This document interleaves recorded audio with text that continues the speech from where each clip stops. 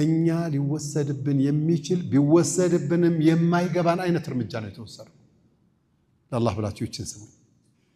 ፈለማ ዛጉ ነብይን በመልከፍ ኩፍርን በማንገስ ኢማንን በማርከስ የጋጠወጥነት ስራን ሲገፉበት አዛገ አላሁ ቁሉበሁም ቀልባቸው ለሐቅ ተገዢ እንዳይሆን ጨመርኩበት ይላል። ሱብሓነከ ረቢ። እኛም ይሄ የዲኑ ፍቅር አላህ የሚያዘን ነቢያችን የሚያዙን የሚመሩን ቢሂዳየቲል ቁርአን መማርና መመራት የሚያቅተን ከሆነ ከምንቀጣበት ዱላ አንዱ ልብህ ሐቅ መሆኑንና ባጢል መሆኑን ቴስት እንዳያደርገው ትደረጋለህ። እንዳይገባ የሽቶ ቴስት የሌላቸው እኮ ሰዎች እኮ አሉ። ሽቶ ተቀበል አይሸተኝም ይላል የሌላቸው እኮ አሉ።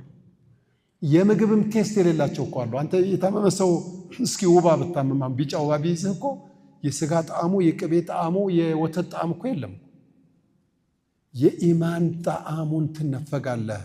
ፈለማ ዛጉ አዛገ አላሁ ቁሉበሁም ማለት ሱሙን ቡክሙን ዑምዩን ፈሁም ላ የርጅዑን ማለት አንተ በገንዘብ ጀነት መግዛት እንድትችል ወአንፊቁ ሚን ማሊላሂ አለዚ አታኩም እያለ አላህ ገንዘቡን ሰብስበህ አይጠራቅመህ ለማያከብርህ ለማታውቀው የልጆችህ ባሎችና የልጆችህ ሚስቶች አላህ አውርሰህ የምትሄደው አይደለም። እንደው አውርሰህ የምትሄድ ሶደቃ ሲባል ምርር የሚልህ ጭንቅ ጠበብ የሚልህ እኮ ያንን ቴስት አላህ ስለቀማህ እኮ ነው።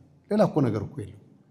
ሰላተ ሌሊት ለምንድነው የማይዋጥልን? ለምንድነው እኔ ከበደኝ ብዬ ሳስብ ከአላህ ጋር ያለኝ ቀረቤታ የነቢዩ ዓለይሂ ሰላቱ ወሰላም ዲን በአክብሮት የመቀበሉ ስሜት የፈዘዘ ስለሆነ እኮ ነው። ፈለማ ዛጉ አዛገ አላሁ ቁሉበሁም አለና ቃል ወላሁ ላ የህዲ ልቀውመ ልፋሲቂን። አላህ እኮ እነዚህ ጋጠወጥ የሆኑትን ሰዎች ወደ ቀናው መንገድ እኮ አይመራቸው።